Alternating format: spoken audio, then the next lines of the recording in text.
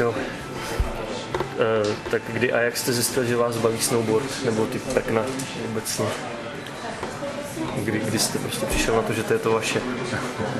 Jako to bylo postupný vývoj, že já jsem kdysi dělal atletiku a to mi zakázali z nějakých zdravotních důvodů, tenkrát z páteří. A jsem nějak nevěděl, co dělat. Já jsem se na Chomeji, když se jezdil na skateu, se začínal na julisce, pak na Strahově, jak jsem se kolem toho nějak ošmrdával a tenkrát mi to bavilo, protože se to nějak vyrábělo, každý se snažil prostě poskládat něco a tak nějak postupně to, jo, to byl nějaký 77., 8. Jo, a v té době akorát začínaly závody v Karlových Varech a v Plzni a i tady v Praze, že jsem se nějak kolem toho začal motat a postupně jsem zjistil, že je to docela prima parta. V zimě to pak nešlo, takže... Ne, v zimě z toho postupně vyplynulo to, že v zimě se nejezdil na skateu, že jo, a pak se našla alternativa, že se dá jezdit v zimě, takže se přešlo i na snowboard v zimě. No jak jste přišel ke svému prvnímu prknu, to jste si vyrobil snowboardovým? Moje prkno, slavný receptář na neděli s Přemkem, ale to bylo až později. Tomu taky dojde. první jsem nějak slepil z nějaký stavební překližky, kterou jsem doma vohnul, uvařil v hrnci s horkou vodou a v radiátoru jsem vohnul špičku a na tom jsem se nějak zkoušel něco. A jak to vypadalo? Pády víc než... A člověk byl víc na zemi než ve stoje na tom, jo, tak jako jsem nevěděl, jak to vypadá, jo. Takže to jste dělal první prkno vlastně jenom podle vyprávění, jo? Ne, to bylo jenom někde v nějakém komiksu jsem viděl tenkrát nějaký, že jezdí na něčem takovým, jsem to zkusil vyříznout takovou raketu z toho a mělo to takovou flosnu laminátovou jsem tomu udělal a když jsem to vytáhl na kopec, tak jsem tam šel s hoblikem a šel jsem to, říkám si, tam moc hluboká, jak jsem to zhobloval, abych to postupně ubral. A to byly takový pokusy omily. Kolik stálo hodin práce vlastně postavit první prkno, vyladit to, aby to nějak jezdilo? To první se ani nepodařilo vyladit, jako, to až postupně. A peníze to stálo jaký? To bylo asi zadáčo, ne? Tenkrát se překliškala někde se... jo, takže nějaké epoxy, nějaká barva, ale to jako nebyly nějaký velký výdaje. Za komunismu taky prejkolovaly plánky na výrobu prkna od vás nakreslený. Ale to tenkrát vyšlo v nějakém deníku práce, nebo to už bylo později, nebo v Fábíčku a takový... Vaše plánky? No, co jsme dělali s klukama, tak jsem tenkrát Honza Mihaliček, nebo kdo to nakreslil, protože on dělal někde v projektovém ústavu, tak to nakreslil a to otiskli. A ještě předtím to kolovalo jen tak to ne, to jenom se objevily potom první nějaký opravdu reklamní časáky, nebo oni tam nevím, co spíš byly prospekty, jo, od Bartna, kde jsme to poměřovali, že jo, vypočítávali poměr šířka, dílka, jak to zhruba má vypadat a takový a z toho jsme zkusili něco slepit. A vždycky pamatuju, že byla docela sranda, když jsme se takhle potkali, už nevím přesně, v kterým to bylo docela v Harachově a takový dvě party, znali jsme se, že jo, ale jsme neměli jeden model vyrobený, jako parta kolem mě a oni měli jiný a oni ho měli asi dvakrát tak široký než my. Jak jsme se hádali, kdo to blbě změřil, spočítal. Takže jste to měli správně My jsme to měli dobře, no, oni to nějak blbě přepočítali a měli to prostě hodně široký, my jsme na tom dokázali zatáčet a oni na tom v podstatě nezatáčeli, oni to vždycky stavili na patu a tím brzdili a ovládali to, že až úplně takhle na zadní hraně. Si na vás lidi tenkrát museli koukat jako na exoty, ne? No, trochu, no. To byla taková doba, že nás nesnášeli, že jo, lékaři a takový. Pankáči, jakože jste nemysleli. No jak jste lezli na vlek vlastně? Byly problémy, nechtěli pouštět vůbec. Jako tam byly, jo, to záleželo na lidech, jako vždycky všude, že jo, někdy v lékaři byli v pohodě, když s nima člověk večer zachlastal, jo, tak některý byli v pohodě, některý byli zase nasraný, protože se na nás zase třeba lepili víc holky, než na ně, protože to bylo pro něco novýho, že jo, tak jo, to stačilo jenom jako podnět a už nás tam nepustili, ale pamatuju si, že třeba v Alpách, když jsme byli v San Antonu a to tak ještě byl za socialismu, tak tam tenkrát měl ministr dopravy, nebo kdo udělal nějaký předpis, že se na snowboardu nesmí. A že se smělo na kotvě, ale nesmělo se na sedačce. Úplně nesmyslný ten, jo, ale pamatuju se, že i to jsme tam očurali, že jsme si nějaký půjčovně nám dali nějaký zlomený lyže, jak jsme si z toho udělali nějaký kratonký lyže a s tím jsme lezli na vlek a to nás lékaři pustili. Když jsme se na to málem zabili a když jsme tam padali z té sedačky, a to šlo. Jako vždycky všude jsme našli nějakou variantu, jak to očurat. Ano, měl jste někdy s komunisty problém? Jakože prostě západní sport? To bylo tenkrát úplně jinak, protože jsme začínali se skateboardem. To v podstatě byl taky západní sport, ale nějak se to vždycky obcházelo, protože jsme museli mít, aby jsme mohli pořádat závody, a jsme museli být pod nějakým SSem nebo svazem a to byla taková jenom kamufláž. Sranda jako v té době, že prostě jsme nastoupili, tady byl jeden klub, tam byl jeden klub a nastoupili jsme a jenom vyloženě nás tam evidovali, ani na žádný schůze jsme nechodili nic, prostě. Ale potřebovali jsme bumáčku, že jo, razítko, že jsme někde organizovaný, aby jsme mohli zase zažádat o nějaký plac, kde budeme moc pořádat závody. Ale všechno se dalo obejít tenkrát. Jak se to jmenovalo oficiálně ten sport, nebo měl to nějaký oficiální název? Normálně to vždycky... Ty anglický slovíčka moc nefrčaný, že jo? No, kde v tom receptáři vidět. No, kde se mi někdo volal z nějakého ústavu pro jazyk český, jako, jaký je český název na to, já říkám, prostě na to neexistuje, že? A oni furt se snažili vymyslet nějaký bruslo, prkno a já nevím, co všechno možný, ale nesmysl, prostě vždycky to byl skateboard, snowboard, wakeboard, to se prostě jináč, v dnešní době je to normálně, se přejímají názvy z angličtiny, a tenkrát se prostě bránili, ale stejně to nejde. Kolik tenkrát mohlo být vůbec snowboardáků v Čechách, dejme tomu v polovině 80. let? Se ještě asi dalo spočítat, že jo? Dalo jako snowboardáků postupně, to bylo různě, po republice to všichni různě zkoušeli, ale když jsme jezdili závody, tak se vždycky takových 30, maximálně 40 ze začátku lidí sešlo. Na první závodech bylo asi 27, myslím, lidí, kteří opravdu měli prkno a jeli. A to byly ty první závody? V 84. v Perninku, nějaký slalom sjezd jsme jeli tenkrát. Kdo nejrychleji bude dole, jo?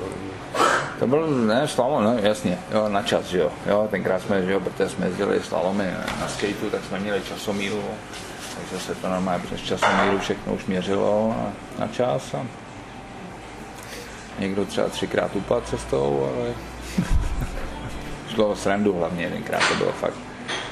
A jaký jsou vaše největší úspěchy v těch prknech všech? V těch prknech všech asi mistr světa, že jo, na skateboardu, v tom výskoku, v tom do výšky, nějaký mistr Evropy, že jo, v tom samým, několik nějaký evropský pohár, nevím, co všechno jsem tam vyhrál, několikrát mistr republiky, že jo. Všechno ve skateu? Všechno ve skateu, pak i v tom snowboardu už bylo, jsme jeli nějaký neoficiální první, jak jsem taky ještě vyhrával, ale pak postupně jsem stárnul a přišli mladší, dravější a tak ty už mi zase sbírali ty přední umístění. Tenkrát si ze mě dělali vždycky srandu, uspořádám vždycky závody kvůli tomu, abych je vyhrál. Zajezdíte si ještě dneska? Určitě. Na prkně, jako na skateu? Na skateu moc ne, to už není pro mě. Ale na snowboardu normálně. Na Stalin třeba si zajít. Na skate už ne. Oni se hodně měnili během těch let ty tvary a tak. Jak jste si na to trošku se to měnilo. No. Bylo třeba se na to nějak zvyknout, nebo prostě to bylo?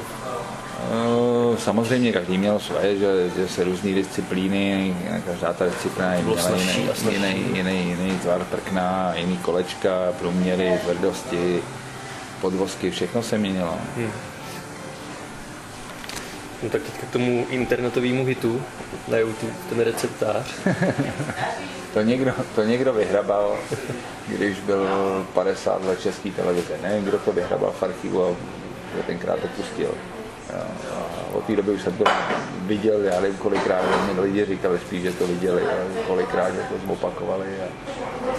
Jo, tak tenkrát to bylo taková ta perestrojka, už začínali nějaký takový ty hlasy, čili tenkrát jsme v televizním klubu mladých, že to byl takový nový impuls, nějaký něco se děje, tak jsme chodili dost často jsme tam byli v televizním klubu mladých, i se skateboardem, i se snowboardem. No, to byl jako nějaký pořad, jo? To byl takový pořad pro mladí, už to asi neznáte. Jo, a tam šlo o muziku, sporty a jakýkoliv jako nový aktivity a to samozřejmě v rámci té perestrojky docela šlo. Tam si vás všiml Přemek, jo? A asi, já nevím, jak se na mě dostal. Takže vás přímo oslovili oni, jo? Přímo mi někdo volal tenkrát z televize, že... To by mě zajímalo, jak se tam dostal vlastně do toho pořadu, jako... Nevím, jestli to prostě někdo zavolal, asi Přemek sám ne, že jo, tenkrát nějaká produkce se mu to dělala, že jo, ale... Jako pomohlo vám to pak nějak jako v něčem, třeba prodávat prkna, co děláte někde v garáži? Tenkrát to jako byla sranda, to se dostávalo v podstatě mezi lidi, že vlastně takový sport existuje, tenkrát o tom nikdo moc nevěděl, že sport na horách, všude nás koukali jak na exoty, že? A tak zvednul se potom zájem o snowboarding? Já myslím, že trošku, jo, ale to nebylo jenom díky Přemkovi, to vůbec celkově, že jsme dělali lepší závody, tenkrát byla jiná doba, že člověk udělal závody, ať už skateový nebo snowboardový, tak tam prostě přišli lidi, protože nebyla žádná jiná nabídka. Že? Dneska, když chcete někam dostat lidi, tak nemáte šanci, musíte kapelu k tomu a zadarmo všechno a ještě tam nedostanete. Že? Jo, tenkrát prostě, když jsme se někde objevili, trochu se tomu udělala reklama a když to jenom lidi zaslechli, že, tak se přišli podívat se to za blázny, že, co na tom umějí, co dělají. A co se dělo se snowboardingem po pádu komunismu? Tak jak to tady probíhalo? Stal se z toho oficiální nějaký, že mohli jsme to zlegalizovat, předtím jsme byli pod různýma SSM klubama, na něčím vším, že, tak jsme mohli založit snowboardovou asociaci, že, stát se členama nějaký mezinárodní asociace, takže se tam navázali mezinárodní styky, začalo se jezdit do světa, lidi k nám a postupně se to zlepšovalo, no, všechno. A čemu jste se věnoval vy v těch 90. letech? Proč jste závodil? Tam to postupně přešlo víc tu organizaci, že už jsem přestal závodit a nějak tenkrát jsme vyráběli prkna. Jako už biznesově, jo? No, biznes a pořádali se závody, že jezdili se tady velký závody evropského formátu, že nějaký pod Balantínkou, tenkrát a Westem, to byl asi největší.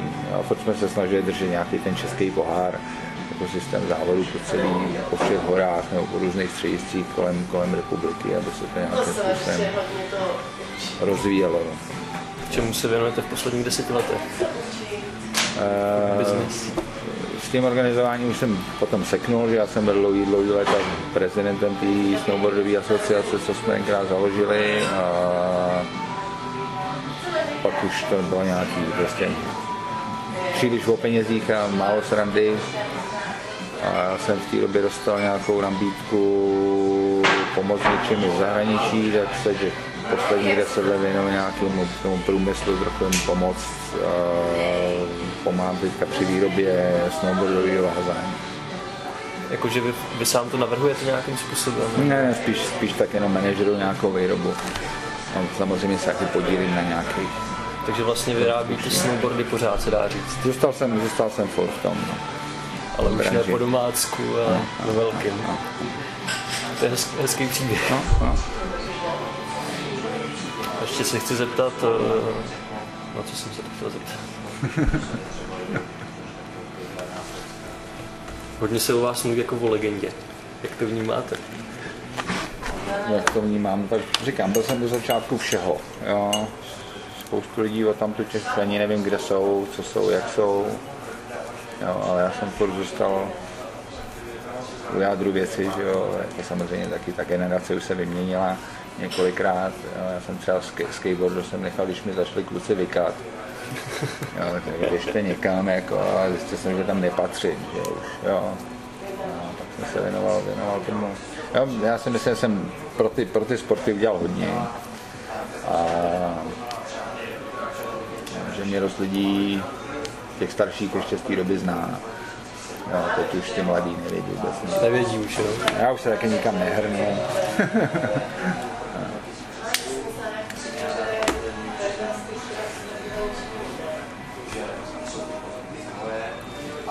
Jste říkal, že máte děti už? Už jo, no. Kolik? 2 kluky. 12 a 6. Tlačíte je taky do pekna? No. Malý teďka začíná, jde pro na snowboardu, ale ten větší už umí perfektně, si myslím. Jako nejezdím s ním po závodech nebo tak. Druhý Shaun White. Až tak ne.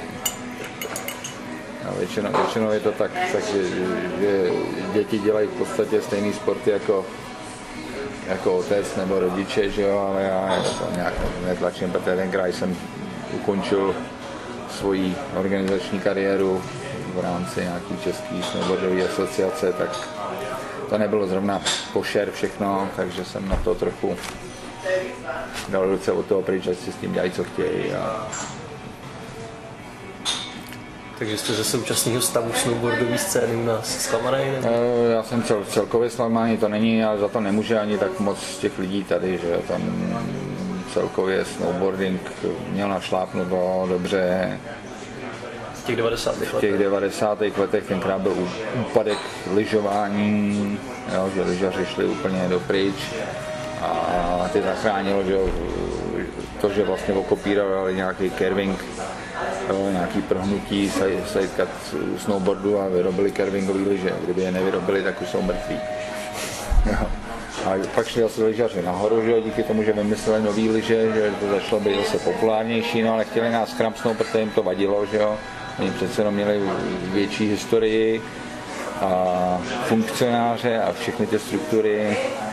Jo, a když se z nás stal olympijský sport, tak to v podstatě zkramstili lyžaři a začali nám diktovat, co máme dělat. Že? A tomu já jsem se vždycky bránil, protože říkám, my nejsme, no to je organizační, že to, jo, my jsme měli nějakou svoji mezinárodní federaci a vždycky jsme si říkali snowboardisty pro snowboardisty. A ne bafuňáři, lyžaři pro lyže a co zbyt na snowboardisty. Jo, že jsme do začátku třeba jednali s olympijským výborem, dostávali jsme dotace od olympijského výboru a takový a pak se to prostě přešlatovalo na lyžaře. Oni skrábli peníze a nám už nic nedali, že jo. A říkali, ne, žádný dotace na snowboard není. A já říkám, ale my jsme to doteďka dostávali, tak kam to zmizelo? Nic jste nedostali. A tak, jo, prostě takový ty věci, které mi prostě vadily, dlouho jsem se za to prál, ale pak jsem zjistil, že je to hlavou proti zdi a že je to nesmysl. No pak když byla nějaká první nominace na Nagano, tak to řešili prostě lidi, kteří o tom nevěděli vůbec nic. A samozřejmě to bylo já na bráchu, brácha na mě a takový ty špinavosti, které mě nebavily. A v tom Vancouveru, jak se tam vlastně dostal za komunismu, to asi nebylo úplně jednoduchý, ne? No, to vůbec nebylo jednoduchý. To tenkrát taky člověk se snažil jakkoliv, tenkrát dělal nějaký. Tenkrát se všechno dělalo přes, jak se to jmenuje, PZky, podniky zahraničního obchodu nebo něco, který to měli nasmluvaný a účastnil se tam to bylo v rámci Expo výstavy, takže tam byl český pavilon. A když jsme si to oběhali, tak nám řekli, že nám na to peníze nedají a jestli se ženeme pozvání a to, že nám prostě tenkrát dají výjezdní doložku, co člověk potřeba, aby se mohl dostat na západ, když si to všechno seženeme, že nám jí dají, tak jsme si to sehnali a oni nám řekli, že nám nic nedají. Jo, žádný papír, a šlo jenom o ten papír. Jo. No, tak jsme to málem vzdali, ale tenkrát nás Pavel Kořánů, co teďka dělá předsedu ČSTV, tak ten nám přes svazáky to nějak dokázal dostat ten blbý papír, aby jsme mohli ven, že jo. Jinak to bylo všechno pozvání, sfalšovaný peníze, jakože to bylo nehrazený, sfalšovaný, že jo. To se prostě tenkrát vykomunikovalo, takže jsme na 3 týdny ještě s kámošem Ve dvou jenom jsme na 3 týdny do Kanady a jak jsme měli letenky třeba jenom do Toronta a $20 jsme dostali, že? Víc jsme neměli. Jste stupovali? Na 3, ne, jako zase se podařilo ukecat, že jsme dostali letenku z Toronto do Vancouveru, ale jenom jednosměrnou jenom tam. A já jsem tenkrát tam ještě za socialismu podepsal vlastně profesionální smlouvu jsem startoval jako profi, takže jsem za to dostal peníze, ale ty mi potom nedali, protože si je sebrali na tu letenku, co za nás zaplatili. A pro ně to bylo jako pro pořadatele, to taky bylo, že tam měli někoho z východu, tak to byla úžasná věc, takže se snažili, aby jsme tam přijeli, že? Protože když někdo dělá mistrovství světa, tak tam chce mít co nejvíc účastníků z různých zemí. Že? A pro ně jsme byli totální exoti, že? Ze socialismu. Pak tam přijdete, uděláte rekord. No, pak jsem to vyhrál, že jsem dostal nějakých $500, jsem měl dostat ještě a to mi nedali. Jo. No, že se to vemou na tu letenku, co zaplatili. Jo, tak jsme v finále usmovali, že nám nechali asi $300. Jo. Oni nám chtěli dát jenom 200, nejdřív nic, pak 200, protože autobus stál tenkrát z Vancouveru do Toronto nějakých $99 a my jsme měli letenku zpátky asi z Toronto, takže jsme potřebovali 200, pak jsme ještě ukecali, že nám dali 100 aspoň na jídlo, no tak jsme to tam nějak prostě strávili. A hradil jste si něco ze svýho, nebo se podařilo všechno jako... Teď jsme neměli brachy, tenkrát nebyly brachy, že? Tenkrát fakt jsme vyjeli... A $500 to teda nebylo zrovna málo asi tenkrát. Nebylo, ale tak jako ty náklady jsou tam úplně jiný, že jo?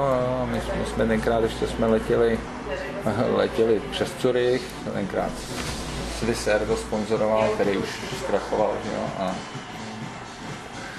A přes Zurich a tam jsme ještě měli přes noc nějak zůstat a nějak jsme tam se dostali ven z letiště, nějak jsme tam zapařili, takže jsme ještě utratili všechny ty peníze, co jsme měli už ve Švýcarsku. To je skoro na film takový zajímavý. Nepřemýšlel jste někdy o nějakém filmu? Autobiograficky. Něco se pomalu rysuje, ale spíš těch archivních záběrů různě, co mám materiály, ale to taky není moc z těch počátků úplných.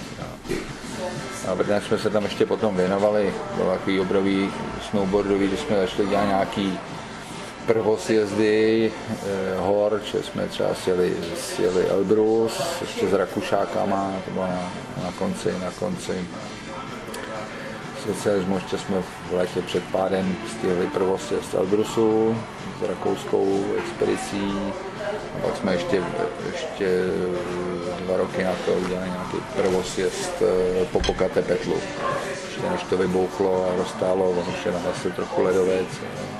To bylo kdy? Nějaký 91., 2. Tak to už nebyl problém vycestovat. To už nebyl problém vycestovat. Jo. Na ten Kavkaz to ještě bylo složitý, že to ještě byl zase perestrojka, takový už se dalo. Tam byl spíš problém, že my jsme byli Češi a chtěli jsme se ještě Rakušáky a ty měli problém, jo, jako se zase dostat do Ruska. Jo. Ale ty nám zase pomohli materiálně, jo, a finančně. Takže se to tak příjemně skloubilo.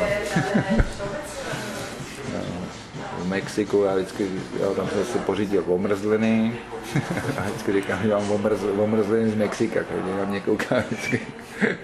To nikomu nejde do hlavy. Jak se dají, na Popocatépetlu jsem si je pořídil a od té doby prostě s tím mám problémy, jo? Problémy. S prstama na ruce? S prstama na ruce, no. Jakože občas, už je to v podstatě dobrý, ale jenom jak mi zmrznou ruce, jak je mám totálně necitlivý a takový. A to, kolik jste skočil v tom Vancouveru? Jo, kdybych si to pamatoval. Nevím, tam to bylo nějakých, já vím, že tenkrát říkali nějakých 5 stop a nevím, asi 3, 5 nebo 6 palců. A nějakých, tam to nebylo moc, asi 153 cm nebo něco takového, já jsem skočil i víc, no, tam to bylo takový trošičku. A to nebyl ještě ten světový rekord, nebo jo? Nebyl. To bylo jen to bylo vítězství. Pak ještě byl nějaký ten světový rekord. Pak ještě různě, ale ono jako oficiální, ono jako, to taky tenkrát v té době bylo složitý se dopátrat k tomu, kdo vlastně skočil víc, kdo nevíc, jo. A jsme se tam dohadovali s jedním Švýcarem ještě, který taky říkal, že skočil víc. No, protože tam žádná tenkrát v té době žádná mezinárodní federace nebo něco neexistovalo, že si v podstatě mohl každý říct, jak to bylo po svém. Jo, tak potom, když jsme začali měřit cíle, začal se nějaký evropský pohár a takový, tak jsme poměřovali síly a výsledky na různých místech Evropy. Když jste byl v té Kanadě, tak nepřemýšlel jste třeba o útěku? Já jsem o tom nepřemýšlel, protože když člověku třeba bránili v tom, že to jsme tam chtěli a nemohli jsme tam jet, ale nikdo nám neházel až tak klacky pod nohy, že jsme nemohli. A hlavně já jsem říkal, že za ty kluky, kdybych tam zůstal, tak budou mít všichni ty kluci, co tady chtěli jet ven, takže by měli problém potom, jo, my bychom tam zůstali. Takže jsem právě se chtěl vrátit, i když v Kanadě se všichni ťukali na čelo, že v životě neviděli Čecha, který by tam přijel a vrátil se, jako k čemu. No nic, vrátili jsme se a ten kámoš tam chtěl zůstat, co jsem tam s ním byl. No, jak jsem ukecal, vrátili jsme se zpátky a on asi půl roku na to utekl. Při dalších závodech nebo? Ne, nějaký zájezd, podařilo se mu to a v podstatě se vrátil, tam jsme se nedělali nějaký kontakty a nám říkali, jako můžeme okamžitě nastoupit do práce. To je dobrý. No a on to potom udělal, to realizoval, že Jo, kontakt jsi nechal v Kanadě? A ještě z Kalifornie tam byli nějaký lidi a toho potom zachránila, protože neměl ani americký vízum, nějak se dostal někam a toho vytáhla přes imigrační, že řekla, že jo, že se o ně postará a že vyprávěl, že potom ho vzala domů, přespal u ní doma a ona ní ráno kopla, vstávej, jdeš makat. No, s ním vůbec nediskutovala, okamžitě do práce a makal. Jo, což je dobrý na rozjezd, že se člověk nepotácí a není to přes tak, jak byly vždycky takový ty emigranti, takový ty český skupinky, jo, a různě si přihrávali kšefty, tak tohle bylo přes Američanku, která k tomu měla úplně jiný přístup. No jo, tak to je dobrý. Já myslím, že stačí takhle. No, to nablafal dost.